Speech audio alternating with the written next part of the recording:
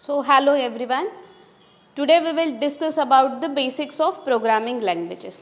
अभी basics of programming languages क्या होने वाला है, जो टेक्निकल पर्सन है as well as non technical person है, तो दोनों के लिए भी ये वीडियो यूज़फुल रहेगा, क्योंकि अगर जो नॉन टेक्निकल बैकग्राउंड के पर्सन हैं और उन्हें प्रोग्रामिंग में इंटरेस्ट है तो उनके लिए ये वीडियो है, क्योंकि बेसिक्स ऑफ प्रोग्रामिंग क्या होता है, प्रोग्रामिंग लैंग्वेजेस क्या क्या होती है, एप्लीकेशंस कैसे क्रिएट जाते हैं, कोडिंग क्या है, कंपाइलर्स क्या है, तो ये बेसिक सारी टर्म्स हम इस प्रोग्रामिंग के वीडियोस में देखने वाले हैं।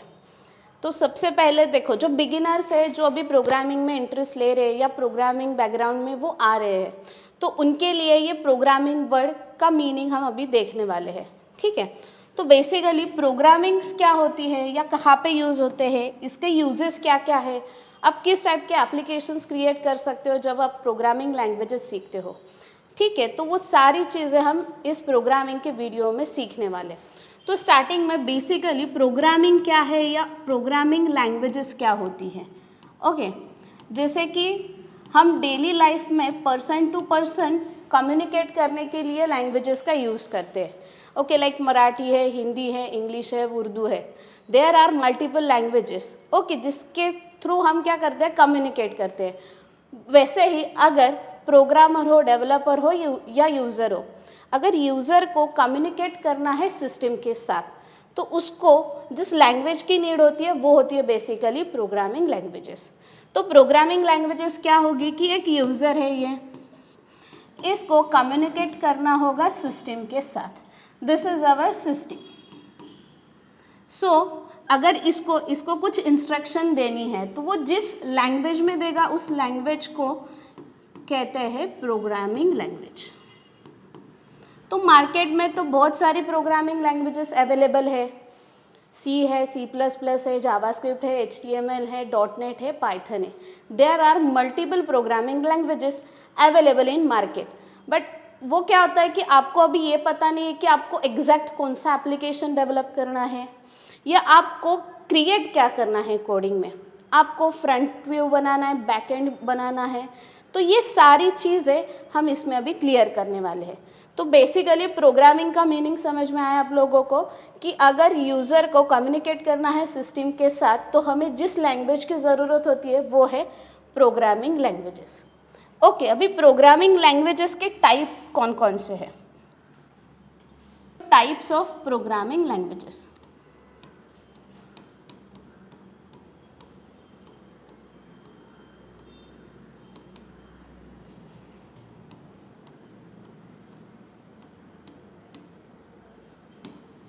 ओके, फर्स्ट तो हम देखेंगे लो level language versus high level language. अभी देखो, लो लेवल यानी मशीन अंडरस्टैंडेबल लैंग्वेज होती है, यानी मशीन को कौन सी लैंग्वेज समझ में आती है तो वो होती है लो level language. Low level language में बीट यानी सीरीज आप बोल सकते हो, या तो फिर बाइनरी नंबर्स में डेटा स्टोर होता है। तो जो मशीन को अंडरस्टैंड होती है उस लैंग्वेज को हम कहते हैं लो level language. So machine understandable language.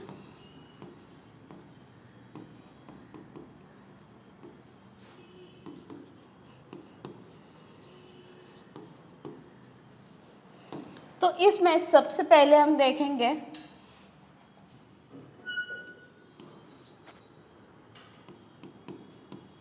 Machine language. Machine language in short आप उसको बोल सकते हो बाइनरी, क्योंकि इस मशीन लैंग्वेज में जो भी आप कोडिंग करते हो उसमें जो डेटा कंटेंट होता है वो ज़ीरोज़ एंड वंस के फॉर्म में होता है। यानी जो भी आप लिखोगे, जो भी कोड आपको देना है, उसमें एक सीरीज़ क्रिएट होती है। ये जो नंबर है इसको बोलते हैं, this is the bit series which is called the binary numbers. So this is called the binary number. But ये जो लैंग्वेज है ये डेवलपर को समझ में नहीं आती है। अभी एप्लीकेशंस कौन क्रिएट करने वाला है? Basically developer. बट अगर डेवलपर को ये लैंग्वेज ही समझ में नहीं आ रही है, difficult to understand that language, so फिर वो कोड क्रिएट कर सकता है, एप्लीकेशन क्रिएट कर सकता है क्या, अगर उसको वो समझ में ही नहीं आ रहा है कि ये क्या लिखा है?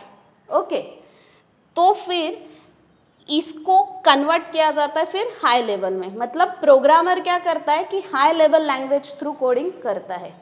तो लो लेवल में जैसे मशीन लैंग्वेज है, इसके ड्रॉबैक्स क्या क्या भी आएंगे कि अंडरस्टैंडेबल नहीं है, एरर फाइंड आउट नहीं कर सकते हम,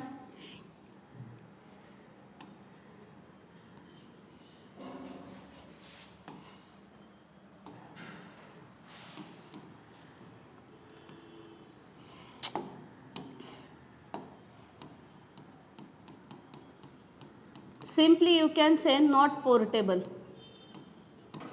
ठीक है, नॉट पोर्टेबल का मीनिंग क्या होता है कि यूज़र को भी अंडरस्टैंड नहीं हो रहा है कि वो एग्जैक्ट क्या परफॉर्म कर रहा है। दूसरा आप बोल सकते हो difficult to understand, difficult to understand.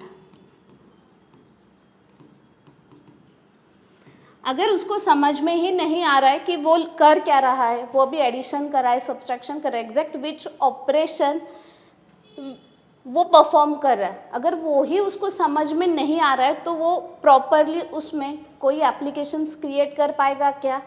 नहीं कर पाएगा। तो फिर इसीलिए लो लेवल जो लैंग्वेजेस क्रिएट की गई है वो ओनली मशीन अंडरस्टैंडेबल लैंग्वेजेस होती है। अगर यूज़र को कुछ कम्युनिकेट करना है तो वो वाया इंग्लिश थ्रू ही करेगा। बट जो कंपाइलर्स मार्केट में अवेलेबल है वो क्या करते हैं, उसको कन्वर्ट करते हैं लोअर लेवल में। तो जो लोअर लेवल वाली लैंग्वेजेस है वो ओनली मशीन अंडरस्टैंडेबल लैंग्वेजेस होती है। अभी इसमें सेकेंड लैंग्वेज हम देखते हैं असेंबली लैंग्वेज, जो कि लो लेवल में ही आती है।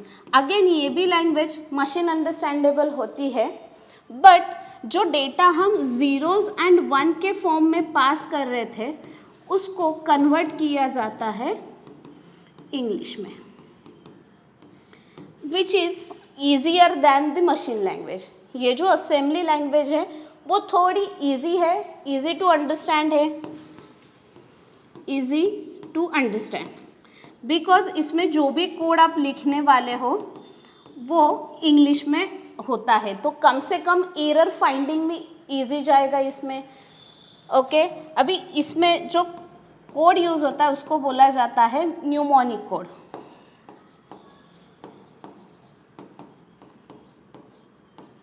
न्यूमोनिक कोड का मीनिंग क्या होता है कि इसमें अल्फ़ाबेट्स यूज़ किए जाते हैं जो कि इंग्लिश में लिखे होते हैं। अभी जब भी आपको असेंबली लैंग्वेज यूज़ करनी है तो असेंबली लैंग्वेज में जब भी आप कोड लिखते हो तो आपको कुछ इंस्ट्रक्शंस याद करनी पड़ती है। Okay, you recognize the commands. Okay, like suppose you want to perform the addition of two numbers, so you can give the here add command, then you can pass it over here the variables. Okay, like a and b. Suppose you want to jump one statement to another statement, then you can write the statement jump and you can give the line number which you want to jump. So that kind of instruction do you want to recognize. So ये जो हमने command लिखी, यहाँ पे add लिखा है, jump लिखा है, suppose you want to perform the multiplication, again you can give the instruction like MUL and then you can provide the variable. So ये जो MUL लिखा है हमने कमांड, उसको हम इंस्ट्रक्शंस कहते हैं और इंस्ट्रक्शंस आप लोगों को याद रखनी पड़ती है। तो अगेन जब भी आप कोई अनदर एप्लीकेशंस क्रिएट कर रहे हो जो कि वेब एप्लीकेशंस है, अभी वेब एप्लीकेशंस तो हम नेक्स्ट टॉपिक में कवर करने वाले हैं, बट फिर भी एक एप्लीकेशंस आप कोई भी क्रिएट कर रहे हो, आपको एडिटर्स पता होंगे, नोटपैड या पेंट, तो ऐसे एप्लीकेशंस जब आप क्रिएट करोगे थ्रू दिस लैंग्वेजेस तो थोड़ा डिफ़िकल्ट जाता है, क्योंकि एरर फाइंडिंग अगर इजी तो है समझने के लिए, बट कोडिंग करने में उतना ही डिफ़िकल्ट है, क्योंकि जब आप कोई भी एप्लीकेशन क्रिएट करते हो तो जिस लेवल का कोडिंग चाहिए होता है, प्री डिफाइंड फंक्शंस की ज़रूरत हमें होती है, वो सारी फंक्शनैलिटी इसमें अवेलेबल नहीं होती है। तो इसके लिए लो लेवल लैंग्वेज की बात होती है तो वो only and only machine understandable languages के लिए होती है। ओके, तो ये थी लो लेवल लैंग्वेजेस। जैसे हमने प्रीवियस टाइप्स में देखा था कि first one is a lower level language. तो लो लेवल में क्या परफॉर्म हो रहा है, एक होता है वो तो मशीन अंडरस्टैंडेबल लैंग्वेज है। ओके, अनदर इसके टाइप क्या है, तो फर्स्ट वन है मशीन लेवल लैंग्वेज जिसमें कि बाइनरी नंबर्स कंटेन होते हैं। बाइनरी नंबर यानी जो भी डेटा स्टोर होता है सिस्टम में वो जीरोज और वन के फॉर्म में होता है। जब भी आप कोई भी कोड लिख रहे हो तो ये जो सीरीज़ आपको दिख रही है बीट की सीरीज़, इसमें कोडिंग स्टोर होता है। बट ये जो बीट सिस्टम दिख रही है आपको, ये कोडर को समझने के लिए थोड़ा डिफ़िकल्ट जाता है। इसमें से अगर आप एरर फाइंडिंग करना चाहो तो भी डिफ़िकल्ट होता है। सो ऐसी डिफ़िकल्टीज थोड़ी फेस करनी पड़ती है। इसीलिए बेसिकली डेवलपर जो लैंग्वेज यूज़ करते हैं उसका नाम होता है हाई लेवल लैंग्वेजेस। तो लोअर का दूसरा टाइप आता है assembly, which is easier than the machine level language, जो कि हमने नेक्स्ट पार्ट में देखा था कि असेंबली में क्या होता है कि जो भी इंस्ट्रक्शंस हम देते हैं उसमें एक इंग्लिश लैंग्वेज प्रोवाइड की जाती है। अभी इंग्लिश तो हम टिल फर्स्ट स्टैंडर्ड से अभी सीखते हैं तो इंग्लिश तो हमें इतनी समझ में आती है। तो जो भी इंस्ट्रक्शंस हम प्रोवाइड करने वाले हैं मशीन को, तो वो बेसिकली एक न्यूमोनिक कोड के फॉर्म में होता है। Like you can say the add, सब, मल्टीप्लिकेशन, मतलब आपको जो भी ऑपरेशंस परफॉर्म करने हैं तो वो ऑपरेशंस के लिए जो इंस्ट्रक्शंस चाहिए होती है वो इंस्ट्रक्शंस बस आपको याद करनी पड़ती है। ठीक है, तो ये भी थोड़ा क्या है, एक टास्क ही है आप लोगों के लिए कि जो ऑपरेशन परफॉर्म करना है उस हिसाब से आपको ये इंस्ट्रक्शंस क्या करनी पड़ती है, रिमेंबर करनी पड़ती है, रिकॉग्नाइज करनी पड़ती है। और जैसे ही आप थोड़ा एडवांस लेवल का प्रोग्रामिंग करते जाओगे तो वैसे आपको प्रीडिफाइंड फंक्शंस की ज़रूरत होती है जो कि इसमें अवेलेबल्स नहीं है। तो जब भी आप थोड़ा हाई लेवल का गेमिंग वाला एप्लीकेशंस क्रिएट करोगे या वेब एप्लीकेशंस लाइक वेबसाइट्स आपको क्रिएट करनी है तो आप इस लैंग्वेज में करोगे तो थोड़ा डिफ़िकल्ट जाएगा। तो इससे बेटर जो ऑप्शन होता है दूसरा जो अभी हम देखने वाले हैं वो है basically high level languages which is a preferable for the developer. अभी डेवलपर कौन है, डेवलपर मीन्स यूज़र, आप उसको प्रोग्रामर भी कह सकते हो या आप खुद, इसको हम क्या बोलेंगे, डेवलपर। डेवलपर का मीनिंग है कि डेवलप समथिंग। अभी उसको डेवलप क्या करने हैं, बेसिकली एप्लीकेशंस डेवलप करनी है। किस टाइप के एप्लीकेशंस है तो वो एप्लीकेशंस हम देखने वाले अभी। ठीक है, तो पहले हम समझते हैं कि हाई लेवल में कौन कौन से टाइप्स आते हैं, कौन कौन सी लैंग्वेजेस आती है। ठीक है, तो अभी हम मूव ऑन करने वाले हैं हाई लेवल लैंग्वेजेस के ऊपर।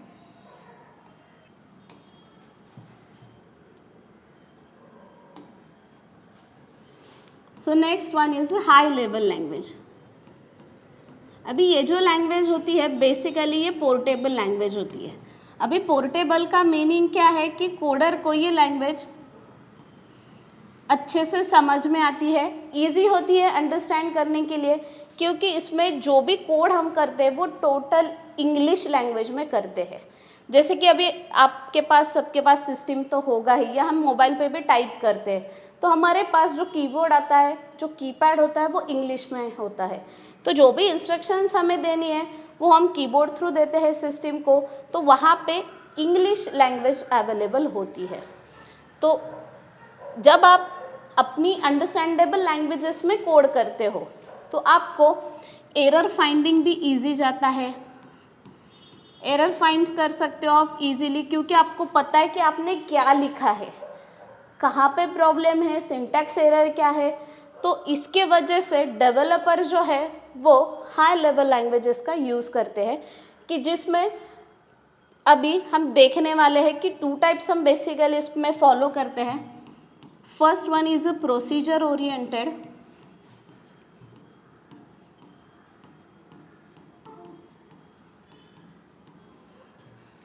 another one is a object oriented.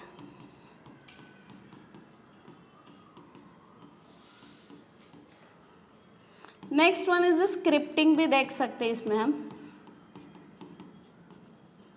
Okay, so high level में वैसे मोस्ट ऑफ इसमें और भी टाइप्स है, but we are focused only the procedure, object oriented and scripting based programming languages. तो ये जो लैंग्वेजेस है बेसिकली वो पोर्टेबल होती है, इजी टू अंडरस्टैंड होती है, इजी होती है एरर फाइंड आउट करने के लिए। सो बेसिकली डेवलपर फॉलो किस लैंग्वेज को करते हैं? हाई लेवल लैंग्वेजेस को। तो इसमें सबसे पहले जो हम देखने वाले हैं वो है प्रोसीजर ओरिएंटेड प्रोग्रामिंग लैंग्वेज को।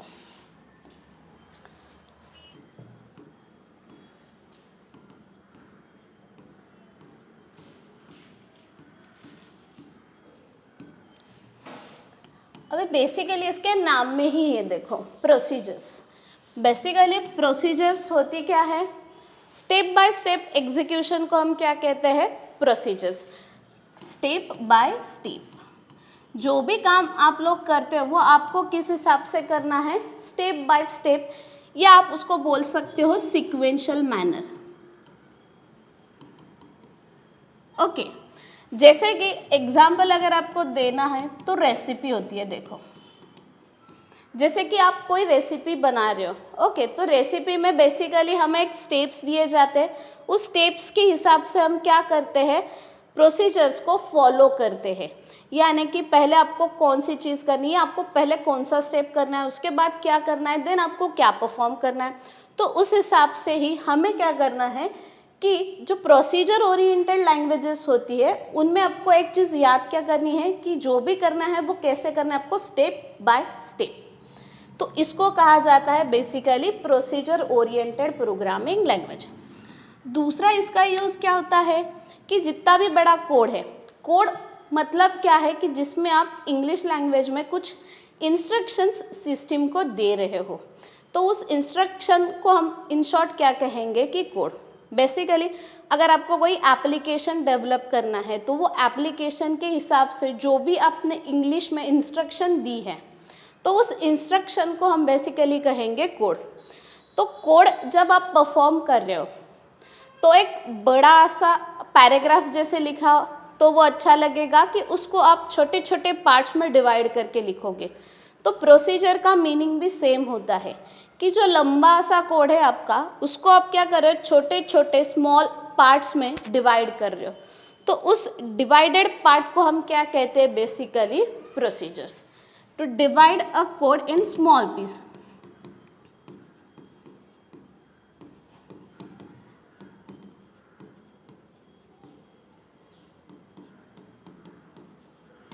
ठीक है, तो इसको हम बेसिकली क्या कहते हैं? Procedure oriented programming languages. अभी इसमें और एक फीचर क्या होता है कि जब भी ये कोई भी अप्रोच फॉलो करते हैं तो उसको कहते हैं टॉप टू बॉटम अप्रोच। अभी टॉप टू बॉटम क्या होता है वो भी मैं बताती हूँ आप लोगों को।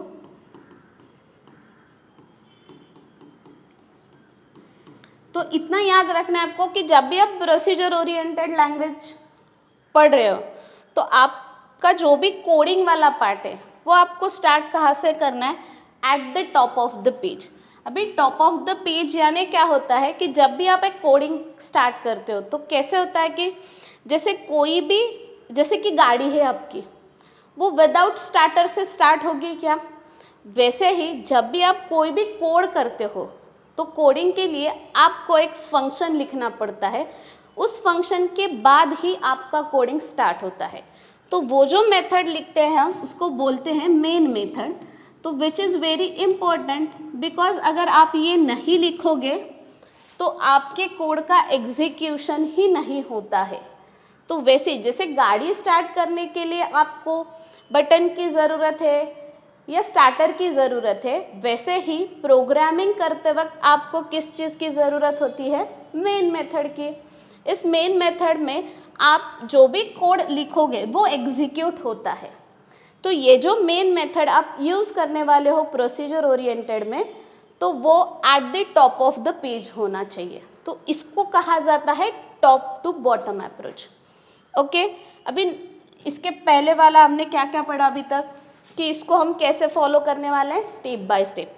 अभी स्टेप बाय स्टेप का मीनिंग भी मैं आपको समझाती हूँ कि जैसे ही आप अभी ये मेन मेथड हमने लिखा है, तो इसके अंदर जब आप कोड स्टार्ट कर रहे हो तो एक आपको स्टेप्स फॉलो करनी पड़ती है। सबसे पहले क्या है कि आपको कितने वेरिएबल्स की ज़रूरत है। अभी वेरिएबल्स बेसिकली क्या होंगे कि जो ऑपरेशन आपको परफॉर्म करना है, तो उस ऑपरेशन के लिए आपको कितनी मेमोरी चाहिए, कितनी वैल्यूज़ चाहिए, तो वो वैल्यू हम इस वेरिएबल के अंदर स्टोर करते हैं। इससे क्या होता है कि सिस्टम में उनके लिए एक मेमोरी क्रिएट होती है। जैसे कि अभी आपको 2 नंबर की एडिशन परफॉर्म करनी है, तो 2 नंबर के एडिशन के लिए आपको वेरिएबल्स कितने चाहिए, 2, क्योंकि हमें कितने नंबर की एडिशन करनी है, 2। तो जब आपको कोई टास्क असाइन होता है या आपको जब भी कोई प्रोग्राम दिया जाता है, तो उसको सबसे पहले रीड करना, उस चीज़ को अंडरस्टैंड करना, देन प्रोग्रामिंग स्टार्ट करना।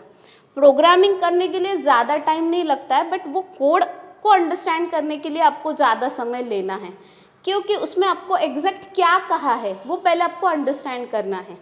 जैसे कि अभी मैंने क्या बोला कि हमें क्या करनी है, 2 नंबर की एडिशन परफॉर्म करनी है। तो हम डिसाइड क्या कर रहे हैं कि पहले हम क्या करेंगे, वेरिएबल्स लेंगे। वेरिएबल्स में हम स्टोर क्या करने वाले हैं, 2 वैल्यू, जिसकी हमें क्या करनी है, एडिशन करनी है। तो सबसे पहले यहाँ पे हमने डिसाइड क्या किया कि हमें कितने वेरिएबल्स की ज़रूरत है, 2 वेरिएबल्स की, लाइक ए और बी। इसको हम क्या कहेंगे, वेरिएबल्स। बेसिकली इसका यूज़ क्या होता है कि इसके अंदर जो भी वैल्यू को आपको ऑपरेशन परफॉर्म करना है, वो वैल्यू हम इसके अंदर स्टोर करते हैं। अभी ये जो वैल्यू है ये किस फॉर्म में आ रही है, नंबर फॉर्म में आ रही है। तो जब भी आपको बताना है सिस्टम में कि आप इस वेरिएबल के अंदर कोई नंबर स्टोर कर रहे हो, तो उसके लिए डेटा टाइप प्रोवाइड किया जाता है, जिसको हम कहते हैं इंट। अगर आपको नंबर स्टोर करना है तो इंट यूज़ करोगे। अगर आपको कोई अल्फ़ाबेट स्टोर करना है, लाइक ABCD, तो उसके लिए जो डेटा टाइप यूज़ करते हैं वो होता है कैर।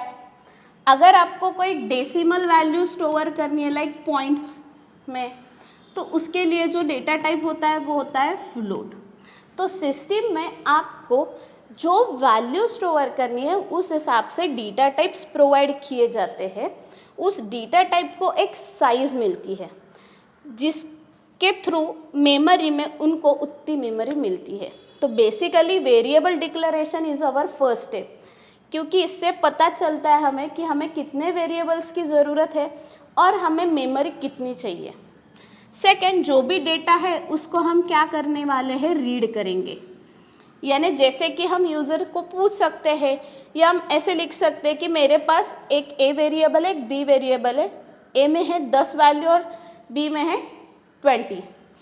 अभी ये क्या हो गया, ये हो गया हमारा रीडिंग, कि मेमोरी में हमने कितने वेरिएबल्स लिए हैं, 2 वेरिएबल्स लिए, उसमें 2 वैल्यू स्टोर करके रखी है।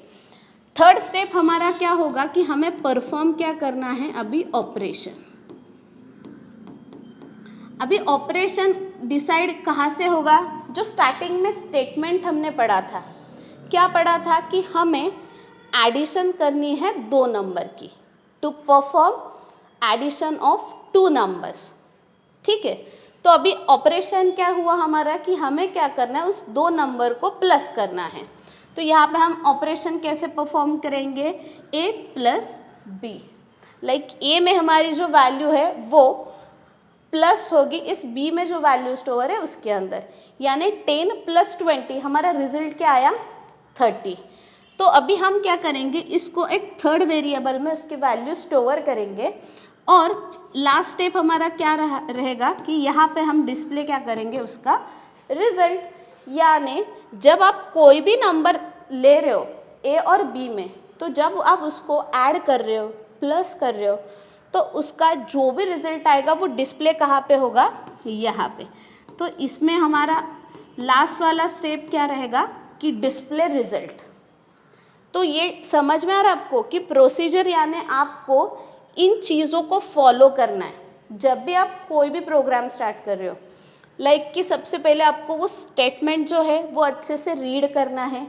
रीड करने के बाद आपको डिसाइड करना है कि उस ऑपरेशंस के लिए आपको कितनी मेमोरी चाहिए, कितने वेरिएबल्स चाहिए, उसमें आपको किस टाइप की वैल्यू स्टोर करनी है, नंबर स्टोर करना है, पॉइंट में स्टोर करनी है, आपको स्ट्रिंग स्टोर करना है या कैरेक्टर स्टोर करना है। ओके, देन आपको वो डेटा क्या करना है, रीड करना है अच्छे से। रीड करने के बाद आपको क्या परफॉर्म करना है, ऑपरेशन, कि आपको एडिशन करनी है, सब्सट्रैक्शन करनी है, मल्टीप्लिकेशन करनी है कि डिवीजन करनी है। ठीक है, आपको एग्जैक्ट क्या परफॉर्म करना है वो ऑपरेशन यहाँ पे परफॉर्म होगा, और ऑपरेशन परफॉर्म होने के बाद हमें डिस्प्ले क्या करना है, उसका रिजल्ट। तो इसको हम क्या कहते हैं, step by step execution of the coding. Okay, तो जब भी आप प्रोसीजर ओरिएंटेड को फॉलो करेंगे तो आपको ये जो अभी हमने यहाँ पे जो भी स्टेप्स देखी है उसको आपको क्या करना है, फॉलो करना है, क्योंकि स्टेप बाय स्टेप कोड का एग्जीक्यूशन किस में होता है, प्रोसीजर ओरिएंटेड प्रोग्रामिंग लैंग्वेज में। ठीक है, अभी ये जो सेकेंड वाला स्टेटमेंट है तो बेसिकली ये हम कब यूज़ करते हैं, जब हम कोई बड़ा सा प्रोजेक्ट कर रहे हैं। ठीक है, तो उसके अंदर हम मल्टीपल फंक्शंस यूज़ करते हैं। जैसे कि अभी यहाँ पे हमने क्या किया, एक ही ऑपरेशन हम परफॉर्म कर रहे हैं। अगर आपको इसी तरह मल्टीपल ऑपरेशंस परफॉर्म कर रहे हैं, ठीक है, तो इस मेन के अंदर अगर आप वो लाइन बाय लाइन करोगे तो जब भी कोड रीड करोगे, डीबग करोगे, यानी जब भी आप कोड को रीड करना चाहोगे तो रीड करने के लिए थोड़ी डिफ़िकल्टीज आती है, क्योंकि वो लाइन बाय लाइन लिखते हो आप लोग। तो जब भी आप मल्टीपल ऑपरेशंस यूज़ करोगे तो उसके लिए आपको क्या करना है, उस कोड को छोटे छोटे पार्ट्स में डिवाइड करना है। Again this is a part of procedure oriented language, जिसको हम बेसिकली कहते हैं फंक्शंस। ओके, तो जब भी आप बड़े से कोड को डिवाइड करोगे स्मॉल स्मॉल पीस में तो उसको हम क्या कहेंगे, फंक्शंस। नेक्स्ट था कि टॉप टू बॉटम अप्रोच कौन सा होता है, तो ये अभी जैसे मैंने बोला था कि जो भी आप कोडिंग करने वाले हो तो इसका स्टार्ट कहाँ से होता है, इस मेन फंक्शन से। तो ये मेन फंक्शन आपको कहाँ पे लिखना है, eight the top of the page. Okay, तो ये कुछ रूल्स थे प्रोसीजर ओरिएंटेड के, बट प्रोसीजर ओरिएंटेड में कुछ ड्रॉबैक्स भी है। ड्रॉबैक्स क्या होंगे कि इसमें डेटा हाइडिंग या डेटा रैपिंग वाले फंक्शंस आपको प्रोवाइड नहीं किए जाते। डेटा रैपिंग, अभी डेटा रैपिंग का मतलब क्या होता है कि multiple functions and data you want to wrap up in a single unit, उसको आप क्या कर रहे हो, रैप कर रहे हो एक सिंगल यूनिट में। तो ये फैसिलिटी प्रोसीजर ओरिएंटेड में आप लोगों को नहीं मिलती है। एज वेल एज क्या नहीं मिलता है, तो डेटा हाइडिंग भी नहीं मिलता है। ओके, जैसे कि कुछ कॉमन चीज़ें होती है जो हम क्या करते हैं, यूज़र से हाइड करते हैं और बस उनको कौन सी चीज़ बताते हैं, जिस चीज़ की उनको ज़रूरत है या उस जो डिवाइस आप ले रहे हो उसकी बेस्ट फीचर्स क्या है वो एक्सप्लेन करना, यानी क्या होता है, डेटा हाइडिंग। कि कॉमन चीज़ों को छुपाओ, एक्सप्लोर वही चीज़ें करो जो इम्पॉर्टेंट होती है। तो बेसिकली ये जो फंक्शनैलिटीज़ है रैपिंग और हाइडिंग, ये प्रोसीजर ओरिएंटेड में आप लोगों को नहीं मिलती है। ठीक है, अभी एग्जाम्पल, अगर आपको ये लैंग्वेज सीखनी है तो इसके अंदर आपको कौन कौन सी लैंग्वेजेस सीखने मिलती है, तो बेसिकली जो सी प्रोग्रामिंग लैंग्वेज है वो इस प्रोसीजर ओरिएंटेड में आती है। इसके बाद आप पास्कल लैंग्वेज है, अल्गोल करके एक लैंग्वेज है। तो देयर आर मल्टीपल लैंग्वेजेस जो फॉलो करती है इस प्रोसीजर ओरिएंटेड प्रोग्रामिंग लैंग्वेज को। ठीक है, तो बेसिकली ये था प्रोसीजर ओरिएंटेड। तो वो अगर सब डेवलपर का पॉइंट ऑफ व्यू है कि उसको प्रोसीजर फॉलो करना है, कि अभी जो नेक्स्ट हम देखने वाले हैं ऑब्जेक्ट ओरिएंटेड लैंग्वेज, उसको फॉलो करना है। ठीक है, देखा हमने यहाँ पे ऑब्जेक्ट ओरिएंटेड प्रोसीजर यहाँ पे है। अभी प्रोसीजर के बाद दूसरा आता है ऑब्जेक्ट ओरिएंटेड प्रोग्रामिंग लैंग्वेज। तो बेसिकली अभी हम इसके बारे में सीखते हैं। आपको जो अच्छा लगा, जो इजी लगा, आप उसमें कोडिंग परफॉर्म कर सकते हो। तो नेक्स्ट है ऑब्जेक्ट ओरिएंटेड।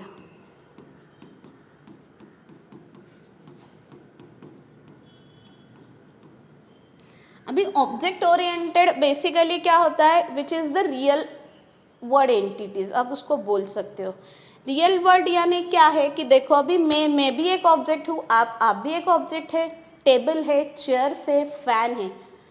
तो living thing as well as non living thing all are the objects. क्यों ऑब्जेक्ट्स है? क्योंकि उनमें एक क्या बोल सकते हैं, अभी देख जैसे कि सबका एक डेली रूटीन होता है, हम उठते हैं, बैठते हैं, खाना खाते हैं, सोते हैं, ठीक है। सिमिलरली अभी टेबल है, तो टेबल को हम एक जगह से दूसरी जगह पे शिफ्ट करते हैं यानी मूव करते हैं। फैन है जिसको हम स्विच ऑन करते हैं, स्विच ऑफ करते हैं। फ्रिज है जिसका काम क्या है, open and close.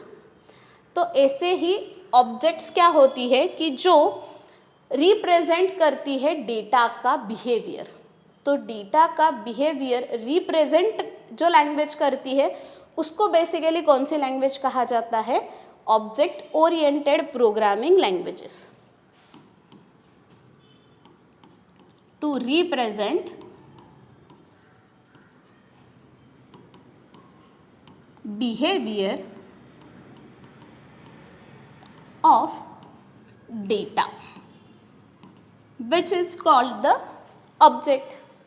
Second thing इसमें क्या है कि जैसे हमने प्रोसीजर में देखा था कि स्टेप बाय स्टेप होता है, यहाँ पे स्टेप बाय स्टेप फॉलो नहीं होता है। यहाँ पे आपको ऑब्जेक्ट्स क्रिएट करने हैं, लॉजिकल आपको यहाँ पे बिल्ड करना होता है। जैसे कि हमने देखा था कि प्रोसीजर जो फॉलो करता है वो अप्रोच होता है टॉप टू बॉटम। तो यहाँ पे ऑब्जेक्ट ओरिएंटेड जो है वो बॉटम टू टॉप ये अप्रोच फॉलो करता है। अगेन अभी इसमें थोड़े से चेंजेस हम देखने वाले हैं कि बॉटम टू टॉप क्या होगा। तो देखो जब भी ऑब्जेक्ट्स की बात होती है तो ऑब्जेक्ट्स बेसिकली कहाँ पे यूज़ करते हैं, उसके लिए आपको एक क्लास एंटिटी लेनी पड़ती है, okay, which is the blueprints आप उसको बोल सकते हो। कि इसको हम एक नाम देते हैं, लाइक स्टूडेंट एक क्लास है, अभी उसका बिहेवियर हम रिप्रेजेंट कर रहे हैं। तो स्टूडेंट को क्या आता है, एक रोल नंबर हम असाइन करेंगे, उसका नेम हम उसमें डिस्प्ले करेंगे, उसके मार्क्स कितने हैं। तो ये क्या हो गया, एक स्टूडेंट का बिहेवियर है, ओके। तो ये क्या हो गया कि ये जो ऑब्जेक्ट्स हम अभी क्रिएट करने वाले हैं, बेसिकली हम ऑब्जेक्ट्स किसका क्रिएट करते हैं, जो क्लास होते हैं उसके ऑब्जेक्ट्स हम क्रिएट करते हैं।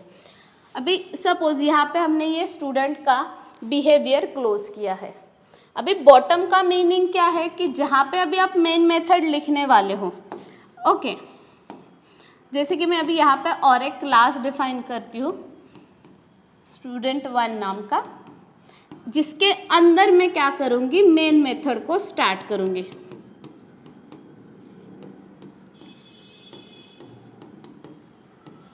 अभी यहाँ पे डिफरेंट काइंड के लैंग्वेजेस आप यूज़ कर सकते हो।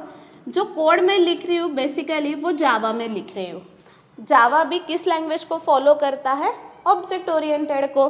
तो इसका बस हमें मीनिंग क्या देखना है कि बॉटम टू टॉप अप्रोच क्यों है, क्योंकि अगेन ये जो हमारी मेन मेथड है वो हम कहाँ पे लिख रहे हैं, at the bottom side of the page, ठीक है। प्रोसीजर में हमने कहाँ पे लिखा था, eight the top of the page. Similarly जब आप ऑब्जेक्ट को फॉलो कर रहे हो तो आपको मेन मेथड जो है वो पेज के बॉटम साइड में लिखनी है। अबे बेसिकली ऑब्जेक्ट्स क्या हो गए, ये जो स्टूडेंट है इसके अंदर जो भी डेटा हमने लिखा है अगर मुझे उसको एक्सेस करना है तो मुझे यहाँ पे उसका एक इंस्टेंस ऑफ पार्ट क्रिएट करना पड़ता है जिसको हम बोलते हैं ऑब्जेक्ट्स। और इस ऑब्जेक्ट की मदद से हम क्या कर सकते हैं, उस क्लास में जो भी डेटा हमने प्रोवाइड किया है उसको हम क्या करने वाले हैं, एक्सेस करेंगे, ओके। तो इस स्टूडेंट क्लास में जो भी डेटा हमने पास किया है वो अगर मुझे चाहिए तो इस ऑब्जेक्ट थ्रू मैं उसको क्या करूँगी, 1 by 1 गेट कर सकती हूँ। तो this is called the object. तो जो ऑब्जेक्ट ओरिएंटेड प्रोग्रामिंग लैंग्वेजेस होती है उसमें बेसिकली एक क्लास होता है कि जिसके अंदर आप multiple functions data wrap up कर सकते हो। तो जो कंसेप्ट अभी हमने प्रोसीजर में पढ़ा था कि रैपिंग को सपोर्ट नहीं करता है प्रोसीजर ओरिएंटेड, तो वैसे ही ऑब्जेक्ट में उसका फीचर है अच्छे से जिसको हम बोलते हैं इनकैप्सुलेशन, जिसमें आप क्या कर सकते हो, डेटा को रैप अप कर सकते हो, जिसमें कि variables as well as method you can write in a single unit. तो उसको हम कहते हैं बेसिकली इनकैप्सुलेशन। तो वो फीचर हमें किस लैंग्वेज में मिलता है, ऑब्जेक्ट ओरिएंटेड प्रोग्रामिंग में मिलता है। तो इसीलिए बेसिकली जावा जो है वो फॉलो किस लैंग्वेज को करता है, ऑब्जेक्ट ओरिएंटेड को। अगेन ऑब्जेक्ट ओरिएंटेड में मेनी फीचर्स है जिसके बारे में हम बाद में डिस्कस करेंगे, बट डेटा रैपिंग वाला फंक्शंस इसमें आपको मिलेगा।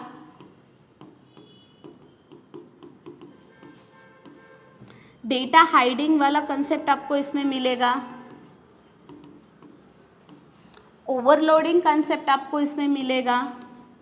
अभी ओवरलोड यानी क्या होता है कि जैसे अभी मैंने यहाँ पे एक क्लास लिखा है, ठीक है, अभी मैं ओवरलोड के लिए थोड़ा अभी यहाँ पे मैंने क्या लिखा है, सपोज एक क्लास लिखा है स्टूडेंट, ठीक है। इसके अंदर अभी मुझे एक मेथड लिखनी है लाइक एडिशन, मुझे 2 नंबर का क्या करना है, एडिशन परफॉर्म करना है, ओके। सिमिलरली मैं और एक एडिशन नाम की मेथड उसी के अंदर डिफाइन कर सकती हूँ। तो जो लैंग्वेजेस ऑब्जेक्ट ओरिएंटेड को फॉलो करती है उसमें ये सिनारियो आपको मिलेगा कि आप यहाँ पे फंक्शंस को ओवरलोड कर सकते हो। ओवरलोड का मीनिंग क्या होता है कि आप सेम क्लास में सेम नाम के फंक्शंस 2 बार 3 बार मल्टीपल टाइम्स आप यूज़ कर सकते हो, बट ये चीज़ आपको प्रोसीजर में नहीं मिलेगी।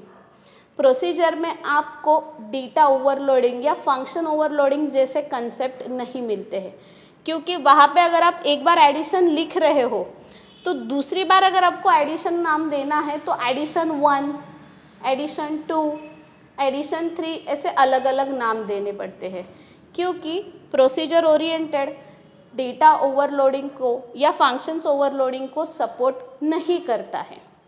बट ये फंक्शनैलिटी हमें कौन सी लैंग्वेज में मिल रही है, ऑब्जेक्ट ओरिएंटेड में। इसमें क्या हो रहा है कि आपको हर बार नया नाम देने की ज़रूरत नहीं है मेथड को, एक ही नाम आप मल्टीपल टाइम्स यूज़ कर सकते हो, बस उसका बिहेवियर आपको कैसे रखना है, डिफरेंट रखना है। लाइक यहाँ पे अगर आप 2 नंबर परफॉर्म कर रहे हो एडिशन के लिए तो यहाँ पे आप 3 नंबर परफॉर्म कर लो, 4 वेरिएबल्स परफॉर्म करो, तो उनका नाम सेम होना चाहिए बट बिहेवियर क्या होना चाहिए, डिफरेंट होना चाहिए, ओके। तो उसको फॉलो कौन करता है, तो ये ऑब्जेक्ट ओरिएंटेड लैंग्वेज। तो ये होती है ऑब्जेक्ट ओरिएंटेड लैंग्वेजेस बेसिकली। तो इसमें आपको C++ है, जावा है, C# है जो ऑब्जेक्ट ओरिएंटेड को फॉलो करती है। ऐसी मल्टीपल और लैंग्वेजेस है कि जो ऑब्जेक्ट ओरिएंटेड प्रोग्रामिंग लैंग्वेजेस को फॉलो करती है, ओके। सो अभी हमने देखा कि ऑब्जेक्ट ओरिएंटेड क्या लैंग्वेज है, उसका बिहेवियर क्या है, वो रिप्रेजेंट किस हिसाब से करती है, उसमें अगर हमें कोडिंग करना है तो आपको कौन सा अप्रोच फॉलो करना है, कौन कौन सी लैंग्वेज ऑब्जेक्ट ओरिएंटेड को फॉलो करती है, ये सारी चीज़ें अभी यहाँ पे हमने देख ली है। अभी इसमें एक नेक्स्ट टाइप आता है जिसको हम बोलते हैं scripting language, okay.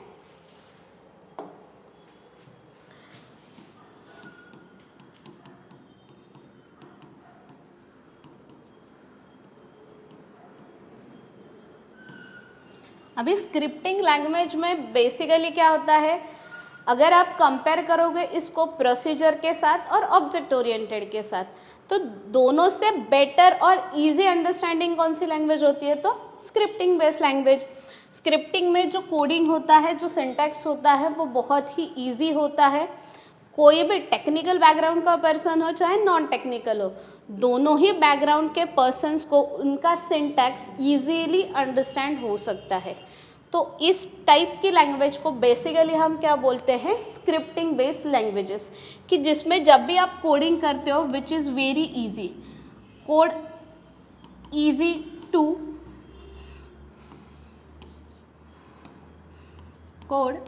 Easy to understand basically syntactically. Okay, जो भी सिंटैक्स हम लिखते हैं, अभी सिंटैक्स यानी स्टेटमेंट्स होते हैं, जैसे कि कुछ रूल्स होते हैं, उस रूल्स को हमें फॉलो करना पड़ता है।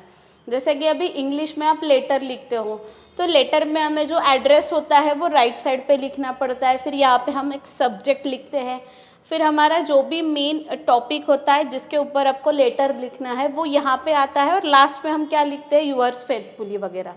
तो वहाँ पे कॉमा चाहिए होता है, डॉट चाहिए होता है। जब भी आप कोई भी लेटर लिखते हो तो वहाँ पे हम डबल कोट्स यूज़ करते हैं, सिंगल कोट्स यूज़ करते हैं। तो वैसे ही जब भी आप कोडिंग करते हो तो आपको ये सारी चीज़ें क्या करनी पड़ती है? थोड़ी सी याद रखनी पड़ती है। तो उसको बेसिकली क्या कहा जाता है? सिंटैक्स। तो जो भी नॉन टेक्निकल पर्सन भी ये लैंग्वेज सीखना चाहेगा तो ईजीली सीख सकता है, क्योंकि उसका जो सिंटैक्स है वो बहुत ईजी होता है समझने के लिए। तो कंपैरेटिवली अगर आप ऑब्जेक्ट्स को इसके साथ कंपेयर कर रहे हो, चाहे आप इसको कंपेयर करना चाहोगे प्रोसीजर से, तो दोनों के हिसाब से भी ये लैंग्वेज क्या होती है? बहुत ईजी होती है टू अंडरस्टैंड। ओके, इसमें भी कौन कौन सी लैंग्वेजेस आप देख सकते हो? तो HTML है, CSS है, जावास्क्रिप्ट है। ऐसी बहुत सारी लैंग्वेजेस मार्केट में हैं जो स्क्रिप्टिंग बेस्ड प्रोग्रामिंग लैंग्वेजेस को फॉलो करती है, जिसमें अगर आपको कुछ डिज़ाइनिंग करना है, डिज़ाइनिंग UI डिज़ाइनिंग करना है, लाइक जैसे कि आप कोई वेबसाइट देखते हो या गूगल का पेज देखते हो, तो उसमें जो स्टार्टिंग वाला फ्रंट व्यू होता है वो एक्चुअली क्रिएट किया जाता है इन लैंग्वेजेस के ऊपर। तो ये लैंग्वेजेस आपको कब यूज़ करनी है? जब आपको कोई भी डिज़ाइनिंग क्रिएट करना है, आपको वेबसाइट डिज़ाइन करनी है, तो उस क्रिएटिव पार्ट के लिए आपको जो लैंग्वेज यूज़ करनी है वो कौन सी लैंग्वेज होती है? स्क्रिप्टिंग लैंग्वेजेस होती है। तो ये थे basics types of programming languages. थोड़ा हम बैक में आके एक बार देखो, ठीक है, कहाँ पे थे हम? कि हाई लेवल प्रोग्रामिंग लैंग्वेजेस में कौन कौन सी लैंग्वेजेस आती है? प्रोसीजर ओरिएंटेड, ऑब्जेक्ट ओरिएंटेड, और लास्ट जो अभी हमने देखी वो थी स्क्रिप्टिंग ओरिएंटेड। अगर आपको देखना है तो यहाँ पे आप यूज़ कर सकते हो सी लैंग्वेज, यहाँ पे है आपको ऑप्शन C++ है, जावा है, पाइथन है, .NET है। यहाँ पे आपके पास ऑप्शन होता है जावास्क्रिप्ट का, HTML का, CSS का। सो आपके पास मल्टीपल लैंग्वेजेस है। तो आपको अभी जो लैंग्वेज ईजी लगी सिंटैक्टिकली वाइज, उस लैंग्वेज को फॉलो कर सकते हो। अभी इसको भी और क्लासिफाई किया जाता है, ठीक है। तो इसको क्लासिफाई कैसे करेंगे? ये तो थी कि डेवलपर कौन सी लैंग्वेज यूज़ करता है। दो मेजर पार्ट्स होते हैं, आइदर लो लेवल नहीं तो फिर हाई लेवल। लो लेवल में तो कोडिंग डिफ़िकल्ट है, इसीलिए डेवलपर किसको फॉलो करता है? एप्लीकेशन डेवलप करने के लिए हाई लेवल लैंग्वेज को। तो अभी हाई लेवल में जो हमने ये 3 लैंग्वेजेस लिए, इसमें भी थोड़े क्लासिफिकेशंस होते हैं। देखने में ये दिख रहा है अभी कि यहाँ पे C है, यहाँ पे C++ है, यहाँ पे जावास्क्रिप्ट है या HTML है, बट अगेन इन लैंग्वेजेस का भी और क्लासिफिकेशंस है। तो वो हम वन बाय वन देखते हैं। जैसे कि यहाँ पे सबसे पहले हमने क्या देखा था? देखो फर्स्ट इसमें low level versus high level, ये था low level versus high level. इसमें अभी टाइप्स ऑफ प्रोग्रामिंग लैंग्वेज में सेकेंड हम पार्ट देखने वाले हैं front end versus back and, ठीक है। ये जो टाइप्स ऑफ प्रोग्रामिंग था, इसका फर्स्ट पार्ट हमने क्या देखा, low level versus high level. Low level समझ में आया है, हाई लेवल समझ में आया है। अभी सेकंड क्लासिफिकेशन हम देखने वाले हैं जिसका नाम है front end versus back and.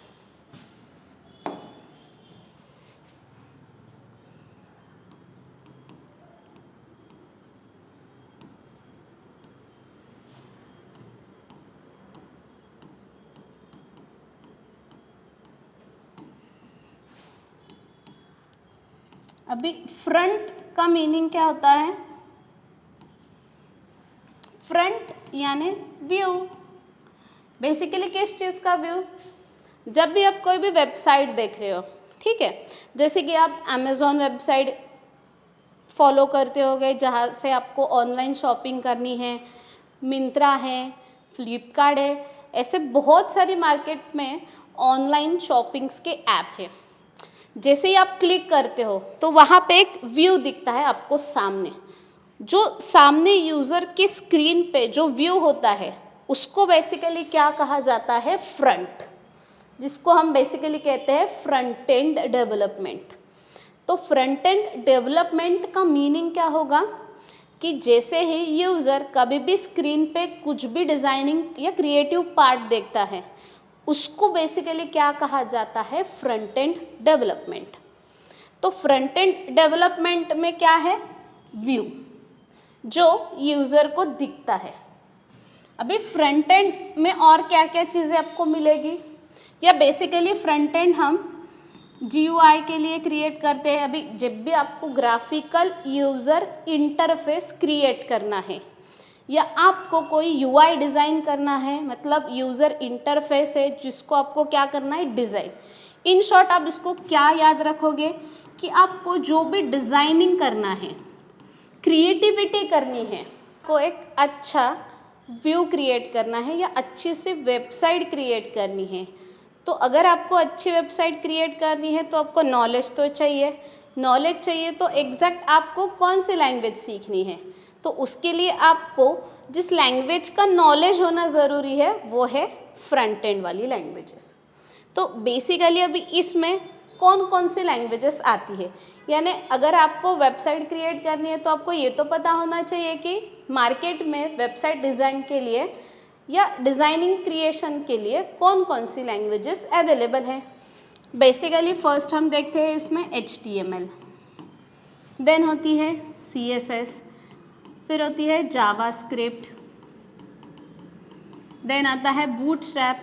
तो ऐसी मल्टीपल लैंग्वेजेस आप यूज़ करके एक अच्छा सा वेबसाइट डिज़ाइन कर सकते हो, यानी फ्रंट व्यू आप उसका क्या कर सकते हो, अच्छे से बना सकते हो। अगर आपका फ्रंट लुक अच्छा होगा तो आपको कोई भी यूज़र होगा जो आपकी वेबसाइट फॉलो करेगा उसको क्या अच्छा फीलिंग आएगा। तो अच्छे क्रिएशन के लिए ज़रूरी है एप्रोप्रिएट प्रोग्रामिंग लैंग्वेज को चूज़ करना, ठीक है। तो आप बेसिकली इसमें से किसी भी लैंग्वेज को यूज़ करके एक अच्छा फ्रंट व्यू क्रिएट कर सकते हो। तो बेसिकली लैंग्वेज के क्लासिफिकेशन में ये भी आता है कि फ्रंट एंड लैंग्वेजेस। अभी ये थी front end languages. Front end का मीनिंग समझ में आया है कि लुक आपका कैसा है, फील आपकी वेबसाइट का कैसा है, ओके। जब भी ओपन करते हो तो आपको कितना क्रिएटिव फील होता है, तो उसके वजह से जो सामने स्क्रीन पे डिज़ाइनिंग दिखता है, इन शॉर्ट उसको आप क्या कहते हो, फ्रंट एंड। अभी नेक्स्ट जो लैंग्वेज है वो होती है बैकएंड। अभी बैकएंड यानी क्या होगा, नाम में ही है कि जो बैकग्राउंड में एग्जीक्यूट होती है उस लैंग्वेज को कौन सी लैंग्वेज कहते हैं हम, बैकएंड। कहाँ पे एग्जीक्यूट होती है वो, बैकग्राउंड में। बैकग्राउंड यानी हमें दिखती है क्या, नहीं दिखती है। जो लैंग्वेज नहीं दिखती है वो कौन सी लैंग्वेज होती है, बैकएंड। जो यूज़र को सामने दिखती है वो होती है फ्रंट एंड। बट अभी ऐसी कोई भी वेबसाइट नहीं है कि जो आप सिर्फ फ्रंट एंड की हेल्प से ही क्रिएट कर सकते हो। फ्रंट एंड के साथ साथ आपको जब भी एप्लीकेशन क्रिएट करना है तो आपको बैकएंड की भी ज़रूरत होती है, क्योंकि जो कोडिंग करने वाले हो आप वो किस लैंग्वेज में आता है, बेसिकली बैकएंड में आता है। बैकएंड में कौन कौन सी लैंग्वेज से कर सकते हो आप? सी है, C++ है, जावा है, पाइथन है, ऐसी मल्टीपल लैंग्वेजेस है, C# है, तो एक्सेट्रा। ठीक है, तो ऐसे मल्टीपल बैकएंड वाली लैंग्वेजेस मार्केट में अवेलेबल है, जिसके थ्रू आप क्या कर सकते हो? बैकएंड का कोड परफॉर्म कर सकते हो। अभी बैकएंड का कोडिंग करना यानी क्या है आपको? जैसे कि अभी देखो यहाँ पे हम एक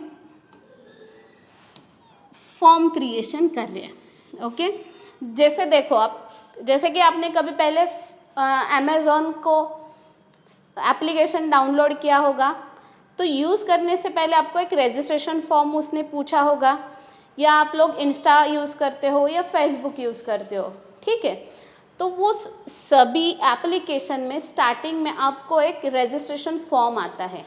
वो रजिस्ट्रेशन फॉर्म दिखता कैसे है? तो वो आप फ्रंट एंड में बनाओगे, बट उसके अंदर जो भी इंफॉर्मेशन आप फिल कर रहे हो वो सबमिट कहाँ पे होती है बेसिकली? तो वो सबमिट कहाँ से होती है, फिर वो नेक्स्ट पेज पे कैसे जाती है, तो उसके लिए आपको इस बैकएंड लैंग्वेज की ज़रूरत होती है।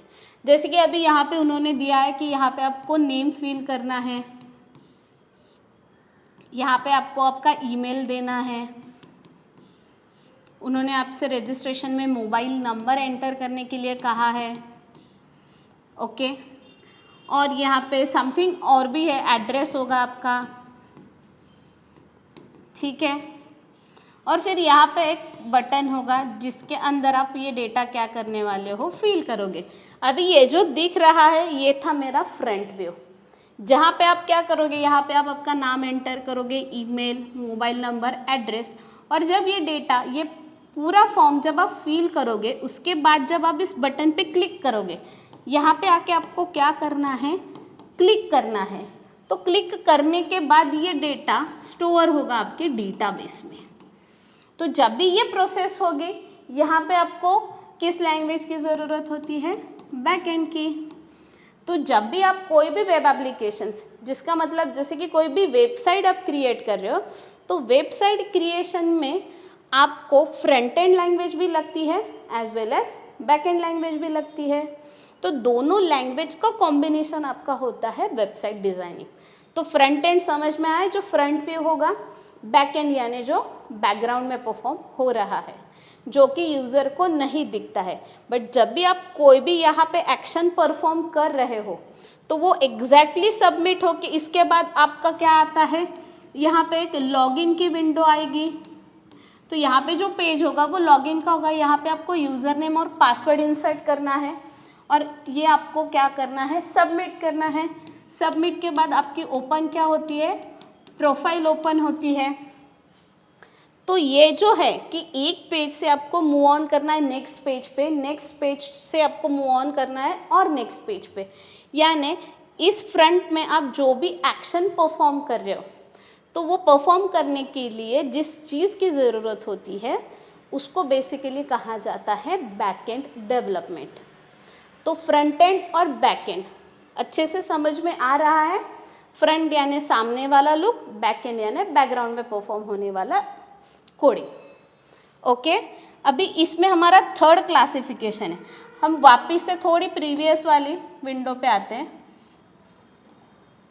जैसे कि यहाँ पे हमने स्टार्ट किया था प्रोग्रामिंग लैंग्वेजेस के टाइप्स, जिसमें फर्स्ट था low level, high level.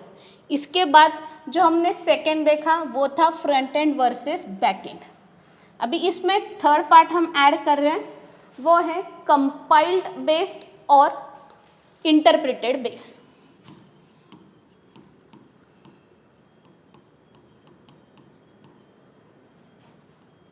Compile based programming language versus interpreted. Okay, अभी कंपाइल का मीनिंग क्या है और इंटरप्रेटर का मीनिंग क्या होता है? अभी कंपाइल बेस यानी इसको हम बोलते हैं बेसिकली कंपाइलर। अभी कंपाइलर होता क्या है बेसिकली, कि स्टार्टिंग में हमने क्या पढ़ा था कि यूज़र जो इंस्ट्रक्शन मशीन को देने वाला है वो कौन सी लैंग्वेज होती है? इंग्लिश। बट मशीन को वो समझ में आती है क्या? नहीं। मशीन को कौन सी लैंग्वेज समझ में आती है? Machine level language. मतलब कौन सी language? Low level language. Either वो असेंबली लैंग्वेज को अंडरस्टैंड करेगा, नहीं तो बाइनरी वाली लैंग्वेज को, ठीक है। बट यूज़र को वो लैंग्वेज आती है क्या? नहीं। तो फिर बेसिकली होता क्या है कि यूज़र क्या करता है, जो कोड लिखता है, तो कोड लिखते वक्त वो इंग्लिश लैंग्वेज में कोड लिखता है और कंपाइलर उसको क्या करता है, उस लैंग्वेज को कन्वर्ट करता है मशीन अंडरस्टैंडेबल लैंग्वेजेस में। लाइक अभी यूज़र कौन सी लैंग्वेज यूज़ कर रहा है? You can say the high level language. उसको ये कंपाइलर यहाँ पे यूज़ किया जाता है, वो क्या करता है, इसको कन्वर्ट करता है। कौन से लैंग्वेज में कन्वर्ट करेगा? Low level. क्योंकि ये यूज़ कौन कर रहा है? बेसिकली ये जो हाई लेवल है यूज़ कर रहा है यूज़र, और you can say the programmer, जो एक इंस्ट्रक्शन दे रहा है मशीन को। ये किसकी लैंग्वेज है? मशीन को, और आप बोल सकते हो आइदर सिस्टम को, ठीक है। तो कंपाइल्ड बेस यानी क्या है? ऐसी प्रोग्रामिंग लैंग्वेजेस जिसमें आपको कोड हाई लेवल में लिखना है, इसके थ्रू आप क्या कर सकते हो, उसको कन्वर्ट कर सकते हो लो लेवल। लो लेवल यानी जो मशीन को समझ में आती है, उस लैंग्वेज में हम क्या करने वाले, उसको कन्वर्ट करेंगे। तो इस हिसाब से भी प्रोग्रामिंग लैंग्वेजेस को क्लासिफाई किया जाता है। तो कंपाइल्ड बेस यानी आपको क्या करना पड़ता है, आपका जो हायर लेवल लैंग्वेज है उसको कन्वर्ट करना पड़ता है लोअर लेवल लैंग्वेज में। तो अगेन अभी इसमें कौन कौन सी लैंग्वेजेस आती है? सी आती है, C++ है, जावा है, ठीक है। तो ऐसी मार्केट में मल्टीपल लैंग्वेजेस हैं कि जिन्हें आपको कंपाइलर का यूज़ करना पड़ता है। यानी कोडिंग तो हम हाई लेवल में करेंगे, बट कंपाइलर उसको कन्वर्ट करेगा सिस्टम अंडरस्टैंडेबल लैंग्वेजेस में। तो इस हिसाब से ये क्या हो गया, compiled base languages. Again compiled base में कौन सी लैंग्वेजेस हम देख रहे हैं? सी है, C++ है, जावा है। अगेन इसमें भी क्लासीफाई है, सी फॉलो करता है प्रोसीजर को, C++ जावा फॉलो करते हैं ऑब्जेक्ट ओरिएंटेड को। तो इस हिसाब से आपको पहले प्रोग्राम लैंग्वेजेस की क्लासिफिकेशन अंडरस्टैंड करनी है, और उस हिसाब से आपको क्या करना है कि डिसाइड करना है आपको फ्रंट व्यू चेक करना है कि बैक एंड चेक करना है, ठीक है। अभी इसमें एक लास्ट है जो है interpreted base language.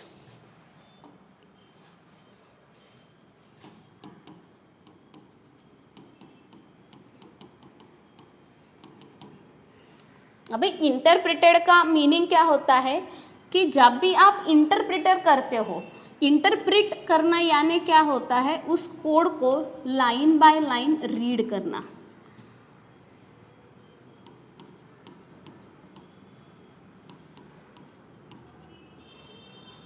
Read a code line by line.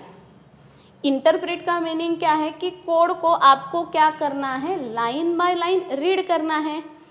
तो इसके लिए आपको किसी भी अनदर कंपाइलर की यानी थर्ड पार्टी डिवाइसेस की ज़रूरत नहीं है। अब जो भी एग्जीक्यूट करोगे वो सीधा क्या होगा, एग्जीक्यूट होगा ब्राउज़र पे। ओके, उसके लिए आपको किसी भी एक्सटर्नल डिवाइसेस की या सेपरेट कंपाइलर्स की ज़रूरत नहीं है। इस लैंग्वेज को क्या कहा जाता है, इंटरप्रेटेड। इंटरप्रेटेड यानी जो डायरेक्टली एग्जीक्यूट होगी, उसको किसी भी लैंग्वेजेस में कन्वर्जन करने की ज़रूरत नहीं है। तो ऐसी लैंग्वेजेस को बेसिकली हम क्या कहते हैं, इंटरप्रेटेड बेस प्रोग्रामिंग लैंग्वेजेस। अभी इसमें कौन सी लैंग्वेज आती है, जावास्क्रिप्ट है जो फॉलो करती है इंटरप्रेटेड लैंग्वेज को। पाइथन भी है जो एक इंटरप्रेटेड बेस प्रोग्रामिंग लैंग्वेज है। रूबी आपने नाम सुना होगा, तो ये भी एक इंटरप्रेटेड बेस प्रोग्रामिंग लैंग्वेज है। अभी जावास्क्रिप्ट हमने कहाँ पे देखी थी, फ्रंट व्यू क्रिएट करने के लिए, पाइथन बैकएंड क्रिएट करने के लिए, सिमिलरली रूबी भी बैकएंड के लिए यूज़ होती है। तो ये क्या है, ये सारे क्लासिफिकेशंस है कि आपको जब भी लैंग्वेजेस सीखनी है तो सबसे पहले आपको अंडरस्टैंड होना चाहिए कि कौन सी लैंग्वेज किस टाइप को बिलोंग करती है और उस हिसाब से आपको उसके कुछ रूल्स फॉलो करने हैं, ठीक है। तो ये था हमारा पूरा बेस्ड ऑफ प्रोग्रामिंग लैंग्वेजेस का, ठीक है। अभी स्टार्टिंग में जस्ट हम एक रिकैप करते हैं, ठीक है। स्टार्टिंग में हमने स्टार्ट किया था बेसिक्स ऑफ प्रोग्रामिंग, जिसके हमने क्लासीफाई देखे, क्लासिफिकेशंस में क्या क्या देखा हमने कि उसके टाइप कौन कौन से है, बैक एंड में क्या है, फ्रंट एंड में क्या है, हायर लेवल लैंग्वेजेस क्या है, लोअर लेवल लैंग्वेजेस क्या है। लास्ट में स्क्रिप्टिंग लैंग्वेज देखा, उसके बाद इंटरप्रेटेड बेस्ड लैंग्वेजेस कौन सी है और कंपाइल बेस्ड लैंग्वेजेस कौन सी है। आई होप आपको ये अच्छे से समझ में आया होगा कि प्रोग्रामिंग लैंग्वेजेस को क्लासीफाई किस किस टाइप में किया होगा।